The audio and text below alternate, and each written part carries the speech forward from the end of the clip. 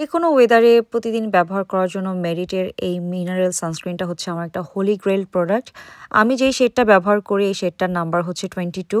এটার বেশ কয়েকটা শেড আছে, সো আপনারা আপনার স্কিন টোনের সাথে ম্যাচ করে শেড নিয়ে নিতে পারবেন। এই সানস্ক্রিনটা খুবই hydrating, at the same time খুবই লাইট একটা কাভারেজ দেয়। যেহেতু আমি ফুল কাভারেজ পছন্দ করি না, আমার জন্য এটা একটা best option to use on daily basis.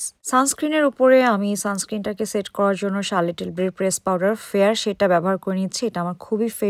বাংলাদেশে গিয়ে এই গরমে ঘুরিয়ে ফিরিয়ে সেম প্রোডাক্টগুলো আমি ডেইলি বেসিসে ব্যবহার করেছি এবং আমার মেকআপ সারা দিনের জন্য ইনটেক ছিল।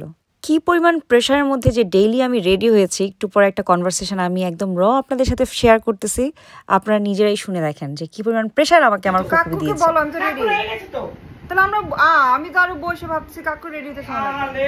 আমার পূর্ণা রে সোনামণি সোনামণি রে সোনা চান খাতা জানো না সোনা চান। তারপরে আমার হোলি গ্রেল ব্লাশ, সেটা হচ্ছে কোসাসের ব্লাশ। এটা আমার আসলে কি বলবো, এটা ছাড়া আমার হয়ই না। সো ব্লাশটা একটু অ্যাপ্লাই করে নিচ্ছি, যেহেতু অলরেডি প্রেশার শুরু হয়ে গেছে যে বাসা থেকে বের হতে হবে। বেসিক্যালি আজকে আমরা যাচ্ছি আবারও ওয়েডিং শপিংয়ে।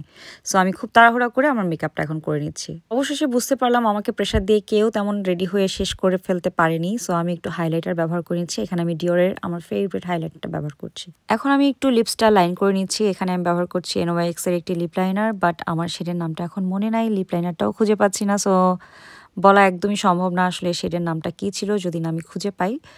আর লিপ লাইনার দেওয়ার পরে আমার শার্লেটেল ব্রের একটা খুব ফেভারিট লিপস্টিকটার নাম হচ্ছে সুপার মডেল ব্যবহার করে নিচ্ছি হচ্ছে এখন আইলাইনার। আর এখানে আসলে আমার ফুপু, আমার আম্মু, মাসুদ, আমরা সবাই মিলে গল্প করতেছিলাম আর আমি রেডি হচ্ছিলাম।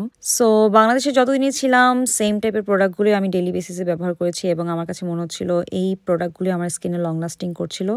আদারওয়াইজ হেভি মেকআপ করলে মনে হয় সব মেল্ট হয়ে যেত, জানি না।